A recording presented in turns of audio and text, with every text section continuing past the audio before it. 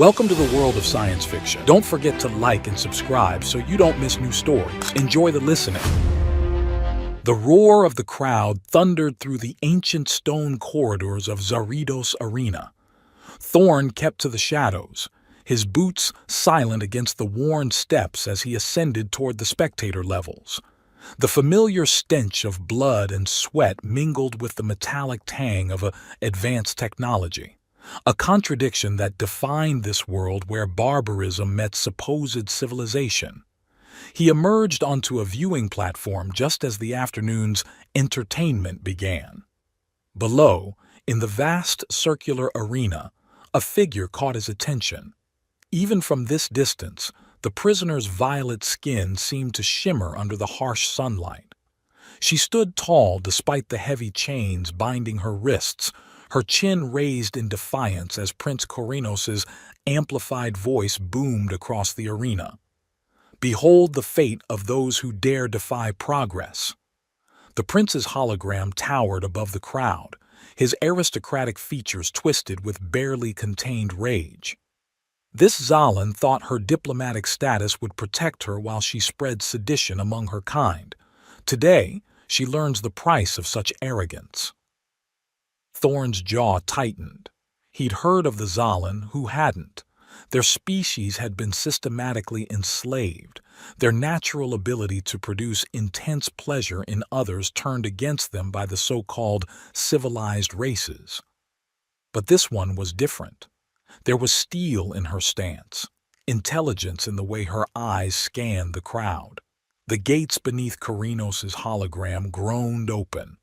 A starved earth lion padded out, its cybernetic enhancements glinting. The crowd's excitement peaked. They loved nothing more than watching primitive earth creatures tear apart their entertainment. "Release the bonds," Korinos commanded. "Let her dance for us one last time." The chains fell away. The Zalan woman, Thorn had caught her name, Rena, in the whispers around him, moved with fluid grace despite her predicament. The lion circled, its augmented muscles bunching beneath its scarred hide. "Pathetic," a voice sneered nearby. "Using earth beasts, the prince grows soft." Thorn had seen enough. He drew his sword, an anachronism in this age of energy weapons. But then, that was the point. The arena's ancient rules prohibited advanced weaponry. Honor through combat, they called it. His lips curved in a cold smile as he vaulted over the barrier. The crowd's gasp was audible as he landed in a crouch between Rena and the lion. Rising slowly, he leveled his blade at the beast. "With this sword," he announced, his voice carrying across the sudden silence, "I claim the prisoner as mine by right of combat." His eyes swept the crowd, challenging anyone to object. "Unless someone wishes to dispute my claim." The lion lunged. Thorn pivoted, his blade describing a perfect arc through the air. The beast's momentum carried it past him, but its head didn't follow. It tumbled separately into the sand, cybernetic implants sparking uselessly. Blood soaked into the arena floor as Thorn turned to face Rena. Up close, her beauty was even more striking, but it was the calculation in her eyes that interested him. She studied him like a complex equation, trying to solve his purpose. "Why?" she asked, her voice low and musical. Before he could answer, Korinos' hologram flickered with rage. "You dare interrupt official justice? Who are you, primitive, to—" "I am Thorn." He didn't raise his voice, but the name rippled through the crowd. He heard the whispers. "The Alacris Slayer.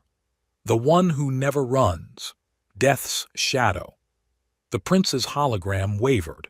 Even he knew that name, knew the stories of 100 invincible Alacris warriors fallen to one man's blade. "The woman is mine now," Thorn stated flatly. "Unless you wish to dispute it personally, Your Highness." The silence stretched as Korinos' hologram flickered.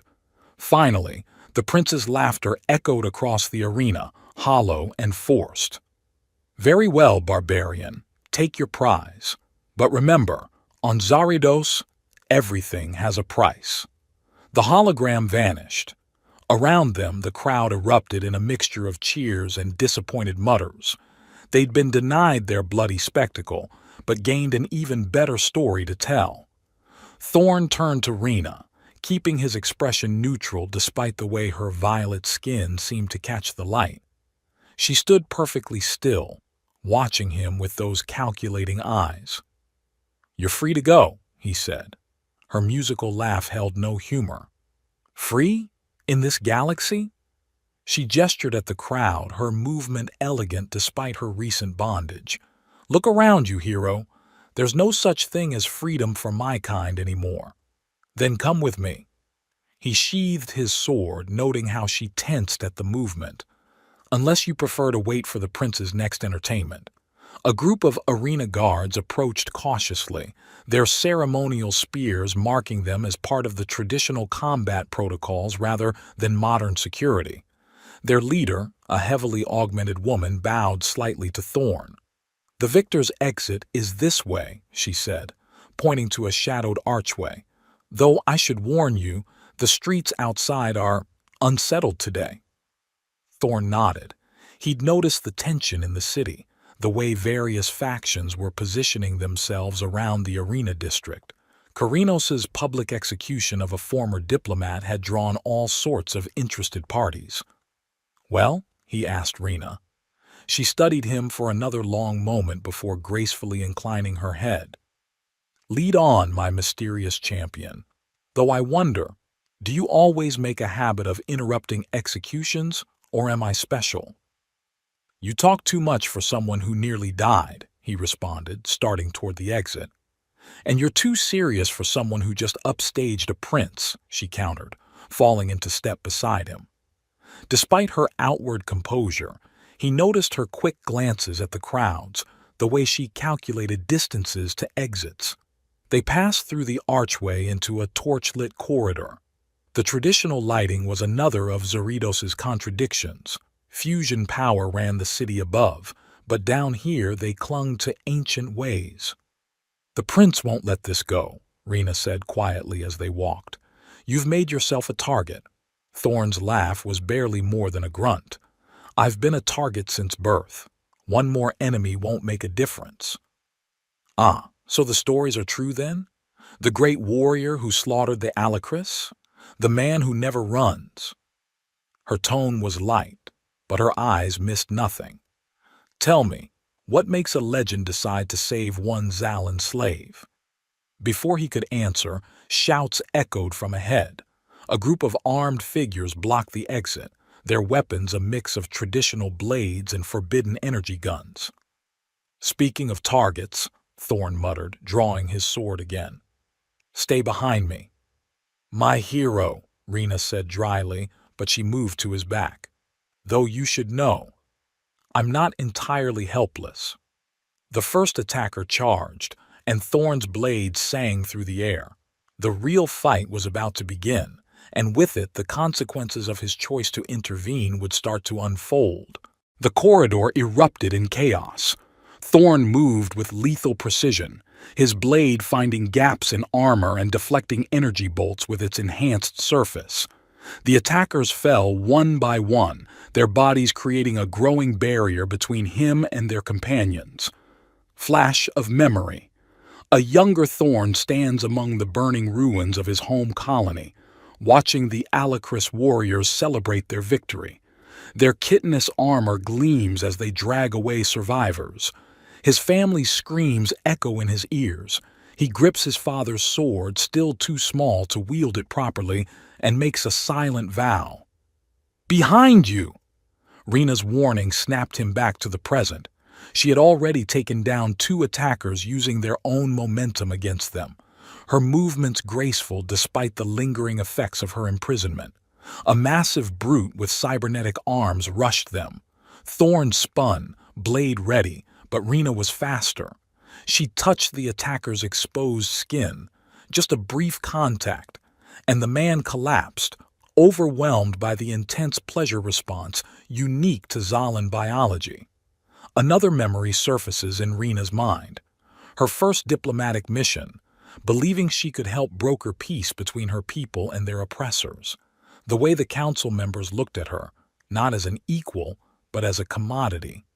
One of them reaching for her, saying, "Perhaps we could negotiate more, privately." "Impressive," Thorne commented, dispatching another attacker. "Though I'm guessing that's why your kind ended up in chains." "A gift becomes a curse when others fear it," she replied, her voice bitter. "We were healers once, using our abilities to ease pain. Now we're reduced to pleasure slaves and arena spectacles." The last attacker fell, and silence descended on the corridor. Thorne quickly searched the bodies, finding a mix of gang tattoos and royal insignias. "Hired thugs," he concluded. "Corinos is testing us." "He'll do worse," Rena said, wiping blood from a shallow cut on her arm. "I've seen what happens to those who defy him.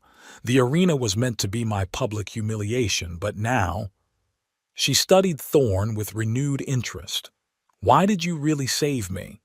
The memory hits him again, standing over the last Alacris warrior, sword dripping with their acidic blood. The satisfaction hollow as he realized revenge hadn't filled the void. A wanderer now, moving from world to world, taking jobs that let him fight the kind of oppression that destroyed his home.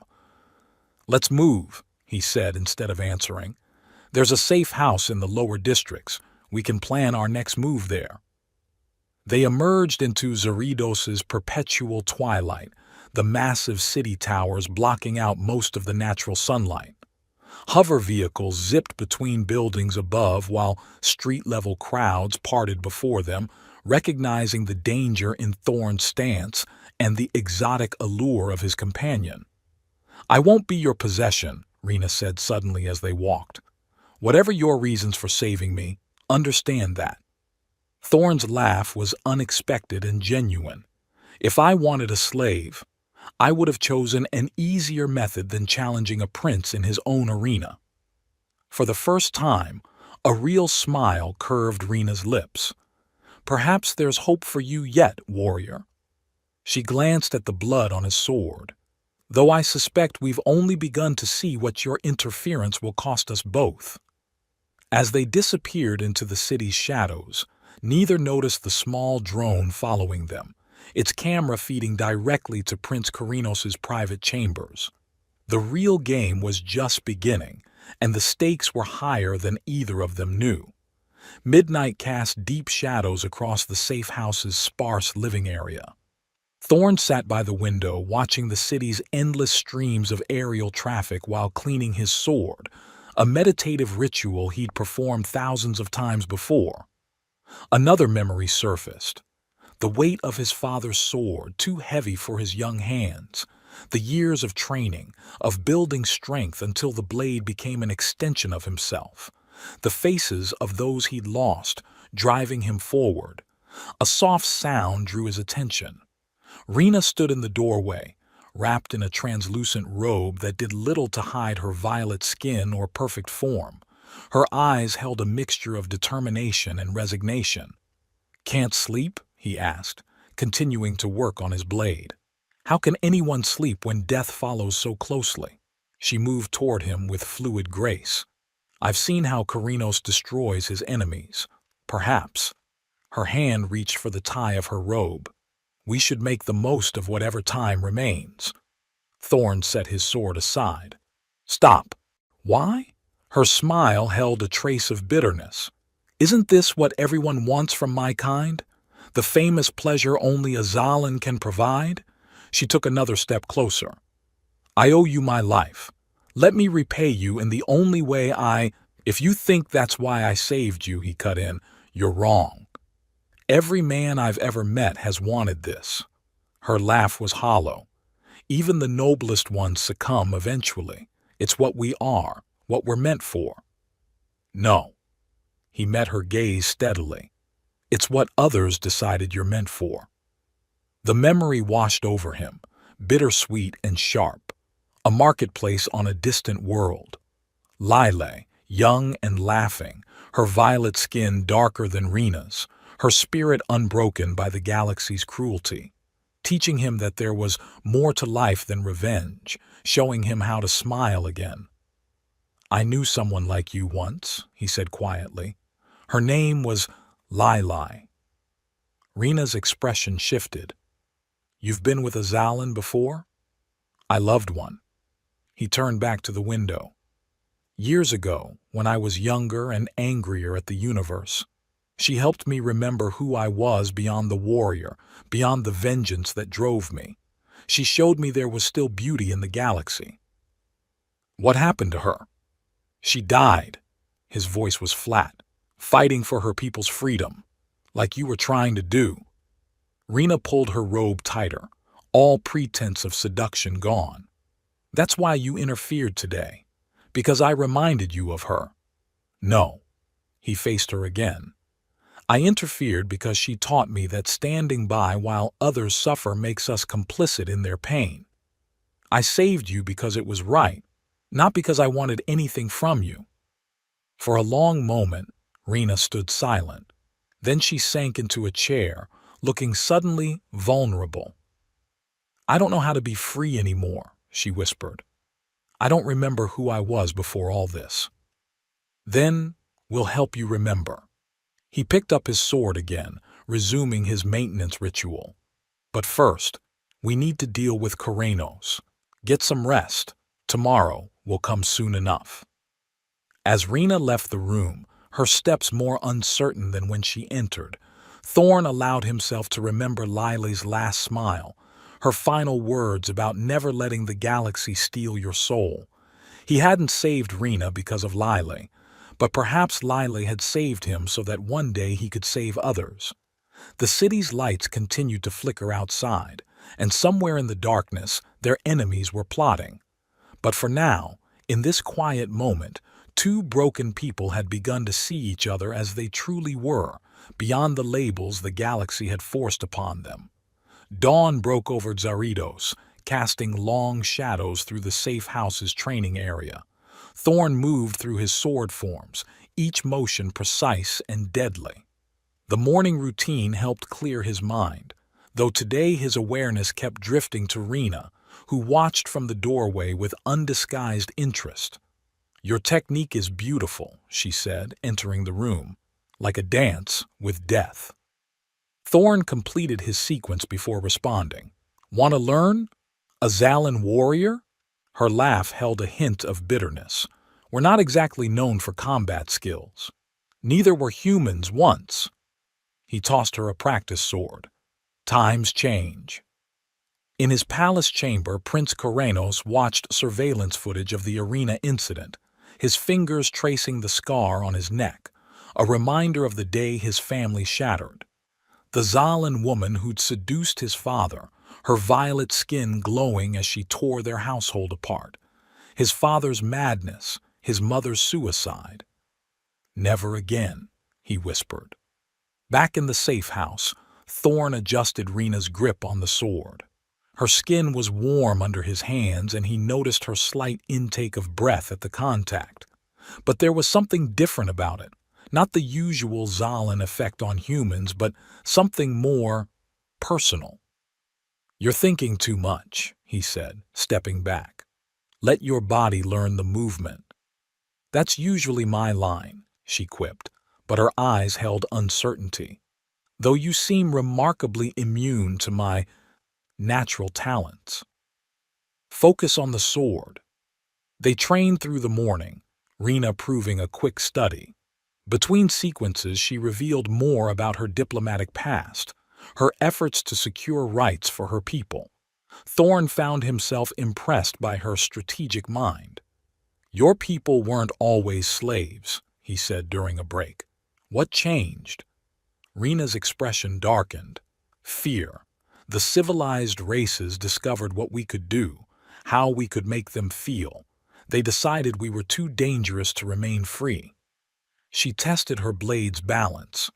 "Some, like Karanos, built entire political philosophies around controlling us. Speaking of the prince." Thorn shared the intelligence he'd gathered.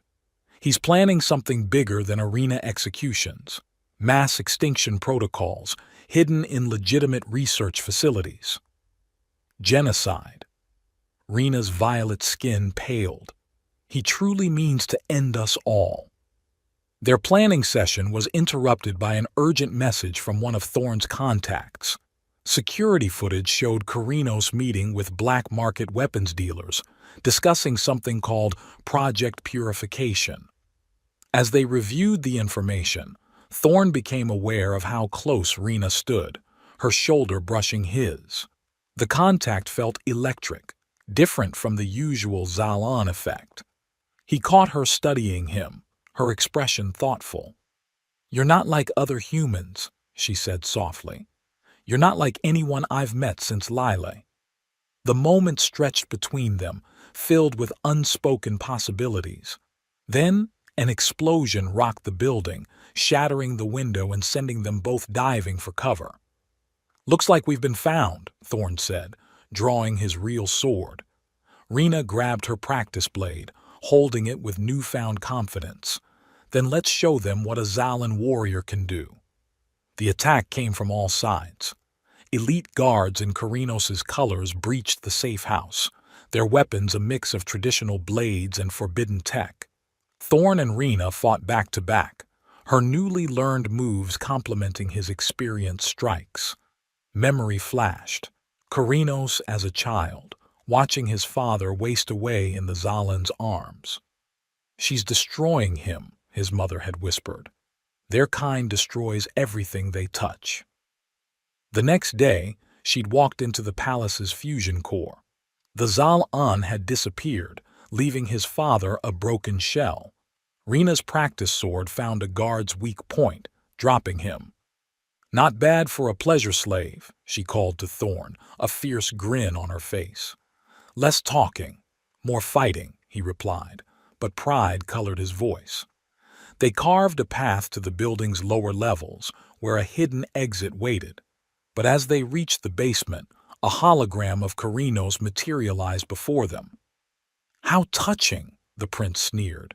"The primitive and the whore, playing at being warriors." His image flickered. "Did she tell you how her kind works, barbarian? How they twist emotions until nothing remains?" "Your trauma doesn't justify genocide," Rena shot back. "What happened to your family was tragic, but—" "You dare speak of my family?" Carinos' composed mask cracked. "Your kind destroyed everything I loved. Now you'll watch as I cleanse the galaxy of your poison. Project Purification launches in 3 days." The hologram vanished as more guards poured in. Thorne grabbed Rena's hand, pulling her toward the exit. "We need to move." They escaped into maintenance tunnels beneath the city, ancient passages untouched by modern tech. When they finally stopped to rest, Rena's hand was still in his. She didn't pull away. "What he said," she began, "doesn't matter." Thorne turned to face her. "We are who we choose to be, not what others make of us." Their eyes met in the dim tunnel light. Something shifted between them, a recognition, a possibility. Rena stepped closer, her free hand touching his chest. "I feel different with you," she whispered. "Not like the automatic response others have to my kind. This is real," he finished. Their first kiss was gentle, tentative, everything their violent day hadn't been.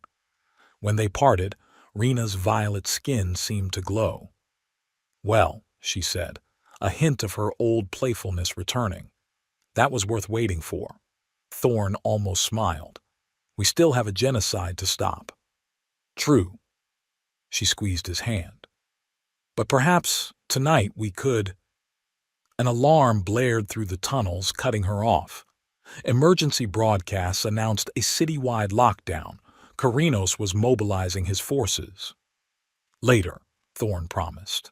They moved through the darkness together, no longer just survivor and savior, but partners in every sense. The galaxy's fate might hang in the balance, but in that moment, something equally important had been forged in the shadows beneath Zaridos. They found refuge in an abandoned tech monastery. one of the old religious orders that had rejected modern augmentation. Stone walls 3 meters thick blocked surveillance, and ancient meditation chambers provided privacy. As night fell, Thorne watched Rena poring over stolen data on Project Purification. "The facility is here," she said, pointing to a holographic map. "Disguised as a medical research center, but really," she faltered. "A death factory," Thorne finished grimly. Another memory surfaced. Young Karinos watching his father deteriorate, the once proud man begging in the streets for just one more touch from the Zal-An who'd abandoned him. The shame of it had driven Karinos to his first kill, not the Zal-An, but his own father, a mercy he still saw in his nightmares. "You're thinking too hard again," Rena said, moving to stand behind Thorne. Her hands found his shoulders, kneading tense muscles. "We both need rest before tomorrow." He turned to face her. In the monastery's candlelight, her violet skin took on deeper hues, making her look almost ethereal. But it was the intelligence in her eyes, the strength she'd shown during their escape, that drew him in. "I meant what I said earlier," she murmured, "about feeling different with you. No one's ever seen me as just me, not my race, not my abilities, just Rena." Thorne cupped her face with calloused hands. "You're a warrior now. You've proven that. I'm more than that." She pressed closer. "We both are." Their second kiss was different from the first, deeper, hungrier. Rena's natural Zalan abilities heightened every sensation, but there was something beyond physical pleasure, a connection that transcended biology. Later, as they lay tangled in borrowed blankets, Rena traced the scars on his chest. "Tell me about them?" "Each one's a story," he said. "Like this." He guided her hand to a jagged mark near his heart. "The day I lost my family to the Alacris. And this one." He moved to his shoulder. "When I met Lily. You loved her very much." "I did." He studied her face in the darkness. "But she taught me that the past doesn't have to define us, that we can choose who we become." "Like I'm choosing now?" Rena smiled. "From diplomat to slave to warrior?" "To partner," he corrected. Her expression softened. "I think I could love you, despite everything the galaxy's taught me about humans, about anyone not Zalan." "I think I already do," Thorne admitted quietly. They made this again, slower this time, learning each other's bodies and hearts. When dawn finally crept through the monastery's ancient windows, they rose together, warriors and lovers, ready to face whatever came next. But in his palace, Karinos watched the city wake, his hand clutching a locket containing his mother's image. "Soon," he whispered, "soon you'll be avenged, and no one will ever fall prey to their corruption again." Project Purification's countdown continued, unaware that two unlikely heroes were preparing to challenge its deadly purpose. The real battle was about to begin, and this time, the stakes were higher than ever. The monastery's war room buzzed with activity as Thorne and Rena finalized their plans. Intelligence gathered from their network of allies revealed the full scope of Project Purification, a virus designed to target Zalan DNA, masked as a medical breakthrough. "The public ceremony is tomorrow," Rena said, studying the blueprints of Karinos' palace. "He'll announce it as a cure for what he calls the Zalan curse." In his chambers, Karinos held a vial of shimmering liquid, the fruit of years of research and hatred. But as he stared at his reflection, his mother's last words echoed, "It's not what they are, my son. It's the choices we make."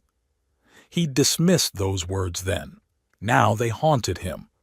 "His guards will expect a frontal assault," Thorne noted, running a hand along his sword's edge. "They won't look for us in the ceremony itself." Rena's violet skin seemed to pulse with determination. "I can still pass as a pleasure servant. No one questions our presence at royal functions." "No." Thorne's voice was firm. "We go in together, as equals. She touched his face gently.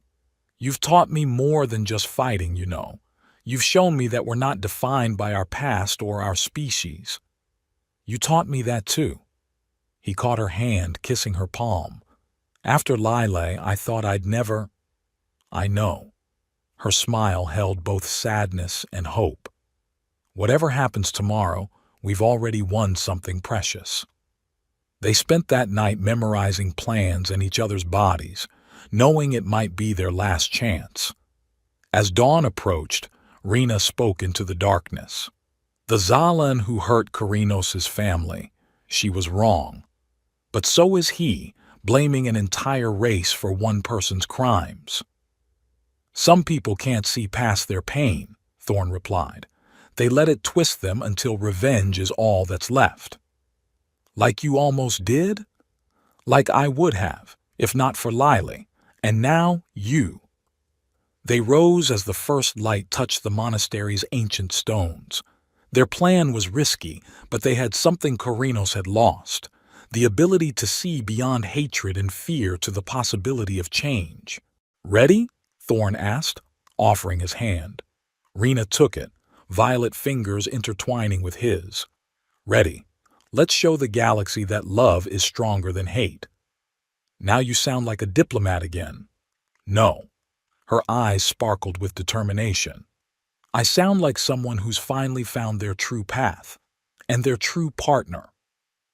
As they stepped out into the pre-dawn light, they knew the coming battle would determine not just their fate, but the future of human-Zalan relations.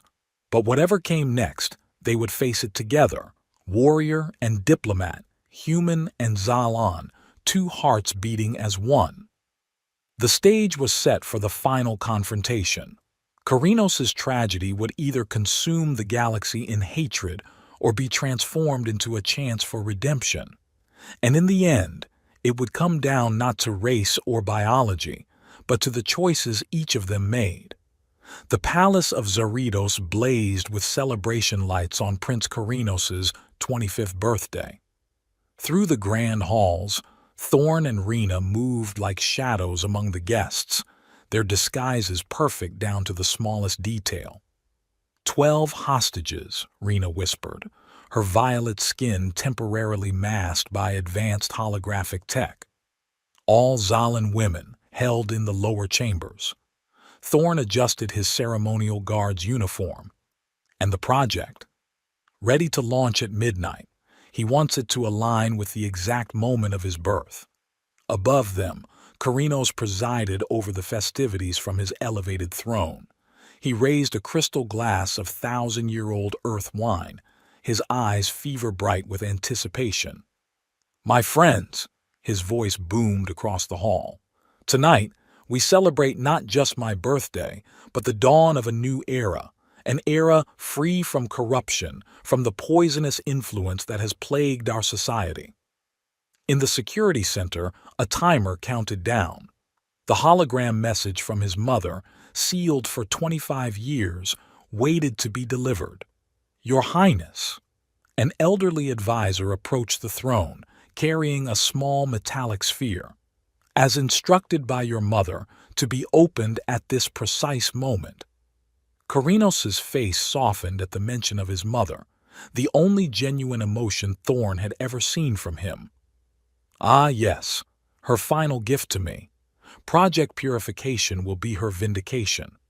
The sphere activated, projecting the image of a regal woman, but as she began to speak, her composed expression crumbled into tears. My beloved son, there is something you must know, something I've carried in silence all these years. The hall fell silent as the truth emerged. Karinos was not her son by birth. His true mother was a Zalan woman, one of his father's many affairs. Unable to bear children herself, she had raised him as her own, loving him despite his heritage. Karinos' face went ash white. No, no, this is a trick. Your skin, Rena whispered to Thorn. Look at his skin in the true light.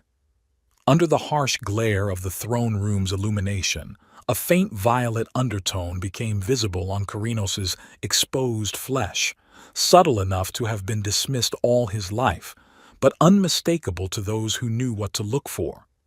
"The prince is one of us," Rena breathed. "All this time, his hatred was self-hatred," Thorn finished grimly. Karinos staggered from his throne, the wine glass shattering on the marble floor. Lies. All lies. But his hands trembled as he stared at his skin in the harsh light. "My son," the hologram continued, tears streaming down his mother's face, "I loved you as my own. Your father's affair with the Zalan woman wasn't her fault. We were the ones who betrayed our vows, our principles. Don't let my shame become your hatred." The prince's composure cracked completely. He pulled out a control device, his finger hovering over the activation switch. "I'll prove it. I'll launch Project Purification now. If I were one of them, it would kill me too." Thorn moved first, shedding his disguise as he vaulted toward the throne. "Stop!" Guards rushed to intercept him, but years of combat experience showed in every motion as he dispatched them with economical strikes. Rena disabled her holographic mask, her violet skin glowing as she fought her way to the hostage's controls. "Look at yourself," she called to Karinos. "Look at what hatred has made you willing to do, genocide against your own kind." "I am not one of you." Karinos's voice cracked. He stumbled back, pressing another control that dropped a security barrier between him and his attackers. "I am my mother's son. I am—" "You're exactly what you've always feared," Thorn said, his voice cutting through the chaos. "But it's not your blood that made you this way. It's your choices." The hologram flickered again. "My dearest boy," his mother's image pleaded, "I didn't tell you this to hurt you. I told you so you would understand. Love transcends race, biology. Everything we think defines us. I chose to love you, regardless of your birth." Karinos stared at his reflection in the barrier's surface, really seeing the subtle violet undertones for the first time. His hand moved to his neck, where the scar from his childhood remained, not from a Zalan attack as he'd claimed, but self-inflicted in his first moment of discovering his true nature. "How many?" he whispered. "How many of my kind have I tortured? Killed? All because I couldn't face what I was." The project control slipped from his fingers. For a moment hope flickered in Rena's eyes, but then Karinos smiled, a terrible, broken expression. "Mother," he said to the hologram, "I failed you, both of you." He pulled out an ornate dagger. "I cannot live as what I've hated." "No." Rena lunged forward, but the barrier held. With one swift motion, Karinos drove the blade into his heart. As he fell, his last words were barely audible. "I'm sorry." The barrier dissolved with his death, and chaos erupted in the throne room. But amidst it all, Thorn and Rena moved with purpose, securing the project controls, freeing the hostages, and taking command of the situation with natural authority. The days following Karinos' death transformed Xaridos.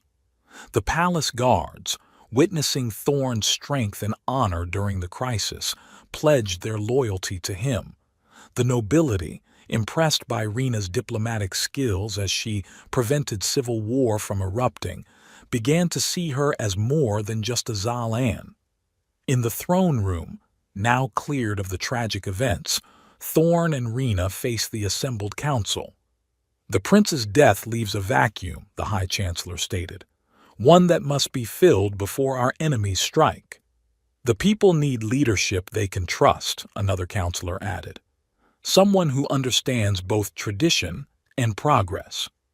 Rena stepped forward, her violet skin radiant in the morning light streaming through the palace windows. "What they need is balance, a bridge between worlds." "The old ways and the new," Thorn agreed, standing beside her. "Human and Zalan, strength and diplomacy." The council chambers erupted in discussion, but the outcome was inevitable. The story of their victory, of their love transcending prejudice, had already spread through the city. The people saw in them hope for a different future. Memory flickered. Thorn remembered his first kills, the weight of vengeance that had driven him. Now he felt something different, the weight of responsibility shared with someone who understood both burden and blessing. The coronation ceremony blended traditions from both cultures. Thorn wore ceremonial armor that incorporated both human military precision and Zalan artistic flourishes.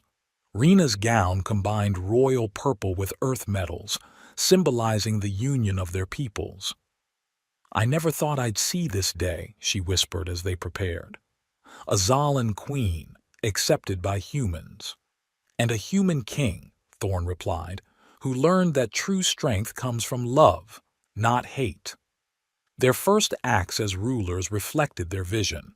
They established new laws protecting all races' rights, while maintaining the traditional combat trials that tested character rather than technology. The arena was transformed into a training ground where different species could learn from each other. Project Purification's research was repurposed, its deadly potential converted into medical breakthroughs that benefited all races. The 12 rescued hostages became the first members of a new diplomatic corps, trained in both combat and negotiation. In their private moments, Thorn and Rena found their bond growing stronger. Their differences complemented each other, his focused discipline balancing her intuitive grace, her diplomatic insight tempering his warrior's instincts. "Do you ever regret it?" she asked one night, tracing the scars on his chest. "Saving me that day in the arena?" "Never." He pulled her closer. "Though I regret not being able to save Karinos from himself." "We can't save everyone," she said softly, "but we can build something better from the ashes of hatred." Their rule became legendary across the galaxy. Stories spread of the warrior king who never ran from a fight, and his Zalan queen whose wisdom matched her beauty. Their love became a symbol of hope, proof that the barriers between races were artificial, created by fear and misunderstanding. Years passed, and Zaridos flourished. The palace gardens, once symbolic of rigid control, bloomed with plants from both Earth and Zalan worlds. In the evening, Thorn would often find Rena there, teaching their children, both human and Zalan orphans they'd adopted, about the importance of choosing love over hate. "Look at them," she said one such evening, watching their eldest daughter master both sword forms and diplomatic protocols. "They don't see differences, they just see family." Thorn wrapped his arms around her, feeling the familiar warmth of her skin against his. "They see truth, the kind Karinos couldn't face." "And what truth is that?" "That love isn't about what we are," he said, echoing words from long ago. "It's about who we choose to be." The sun set over their kingdom, casting the city in shades of purple and gold. In the distance, ships arrived from across the galaxy, bringing those who sought to learn from their example. The cycle of hatred had been broken, replaced by something stronger, the power of choice, of love freely given and received. As night fell, Thorn and Rena stood on their balcony, watching their transformed world. They had found in each other not just love, but purpose, a chance to show the galaxy that the greatest strength comes not from domination or purity, but from the courage to embrace difference and change. "Ready for tomorrow's challenges?" Rena asked, her eyes sparkling with the same spirit that had first captured his heart. Thorn's answer was a kiss, gentle but filled with promise. Tomorrow would bring new battles, new chances to prove that their love could overcome any obstacle. But tonight, they were simply Thorn and Rena, no longer warrior and slave, but partners in every sense, ruling their kingdom with the wisdom born of both suffering and joy. The stars shone above Zaridos, witnessing the legacy of two people who dared to love beyond boundaries, who proved that the heart knows no race, and that true power lies not in conquest, but in the courage to choose a better path. The end. Dear fellow wanderers of the cosmos, if you've made it this far, you've survived arena battles, political intrigue, and enough violet-skinned romance to make James Cameron's Na'vi blush. Not bad for a story that started with a chained diplomat and a guy who thinks running away is something that happens to other people. You know, writing this was like trying to land the Millennium Falcon while blindfolded. Terrifying, probably ill-advised, but somehow we stuck the landing. Between Thorne's stab first, ask questions later approach to problem-solving and Rena's diplomacy with a side of seduction strategy, I'm amazed the palace is still standing. To those who stuck with me through every sword swing and stolen glance, you're braver than a Klingon at a peace conference. Your willingness to explore this universe where ancient combat meets high tech, because apparently the future still needs people who are really good with pointy metal sticks, means everything. Special thanks to anyone who didn't immediately close the book when they realized our hero's solution to everything was, "I'll fight it." Also, appreciation to those who accepted that in a galaxy full of laser guns and AI, everyone still somehow ends up in an arena with medieval weapons. Hey, if it works for Dune, and yes, I know what you're thinking, another story where the power of love saves the day. Well, in my defense, have you tried defeating space racism with spreadsheets? Much less exciting.